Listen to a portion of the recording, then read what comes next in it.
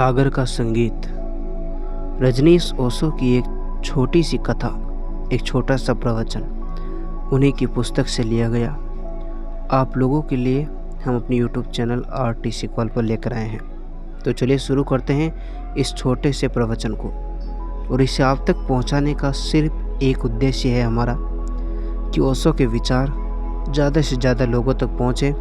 ओशो की पुस्तक से लिया गया एक छोटा सा प्रवचन आप लोगों के लिए। ओशो कहते हैं, एक कथा मैंने सुनी थी। हजारों वर्ष पूर्व परमात्मा के मंदिरों का एक नगर सागर में डूब गया था।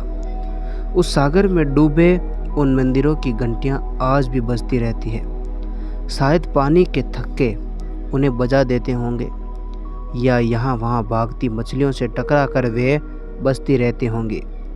जो भी हो, घंटियां आज भी बजती हैं और आज भी उनके मधुर संगीत को उस सागर के तट पर सुना जा सकता है। मैं भी उस संगीत को सुनना चाहता था, सो उस सागर की खोज में गया। बहुत वर्षों की भटकने के बाद अंततः उस सागर तट पर पहुंच ही गया। किंतु ये क्या, वहाँ तो सागर का तुमुल नाद गूंज रहा था। लहरों के थपेड़े चट्टानों से टकराकर उस एकांत में अनंत गुना हो प्रतिध्वनित हो रहे थे। न तो वहाँ कोई संगीत था, न ही किसी मंदिरों की बजती हुई घंटियाँ थी। मैंने तट पर कान लगाकर सुनता रहा, लेकिन वहाँ तो तट पर टूटती लहरों की ध्वनि के अतिरिक्त और कुछ भी न था। फिर भी मैं रुका। वस्तुतः लौटने का मार्ग ही मैं भूल गया था। अब तो वह अपरिचित निर्जन सागर तट ही मेरी समाधि बनने को था। फिर धीरे धीरे सागर में डूबे मंदिरों की घंटियां सुनने का ख्याल भी मुझे भूल गया। मैं उस सागर के किनारे ही बस गया था। फिर एक रात्रि अचानक मैंने पाया कि डूबे मंदिरों की घंटियां बज रही है और उनका मधुर संगीत मेरे प्राणों को आंदोलित कर रहा है। मैं उस संगीत को सुन रहा जाग गया और फिर तब से सो नहीं सका। अब तो भीतर कोई निरंतर ही जगा हुआ है। निंद्रा सदा को ही चली गई है और जीवन आलोक से भर गया है, क्योंकि जहाँ निंद्रा नहीं वहाँ अंधकार नहीं।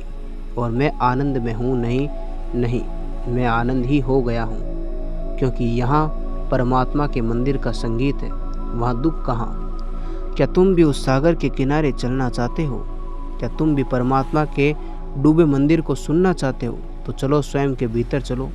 स्वयं का हृदय ही वह सागर है और उसकी गहराइयों में ही परमात्मा के डूबे हुए मंदिरों का नगर है। लेकिन उसके मंदिरों का संगीत सुनने में केवल वे ही समर्थ होते हैं जो कि सब भांति शांत और शून्य हो। विचार और वासना का कोलाहल जहाँ है, वहाँ उसका संगीत कैसे सुन पड़ेगा? उसे पाने की वासना तब भी उसे पाने में बाधा बन जाती है। इस तरह ओशो की एक छोटी सी कथा थी जिसका नाम था सागर का संगीत। इसमें ओशो हमें यही बताना चाहते हैं कि हर इंसान को अपने भीतर छुपे हुए परमात्मा को, अपने भीतर छुपी हुई शांति को अनुभव करना चाहिए और उस शांति को अपने हृदय तक उतारना चाहिए। ओशो की ये कथा आपको कैसी लगी कमेंट बॉक्स में बताएं और ऐसे वीडियोस के लिए हमारे चैनल आरटीसी कॉल को सब्सक्राइब करके बेल आइकन ऑन करें। मिलेंगे एक नए वीडियो में, तब तक आप लोग अपना ख्याल रखें।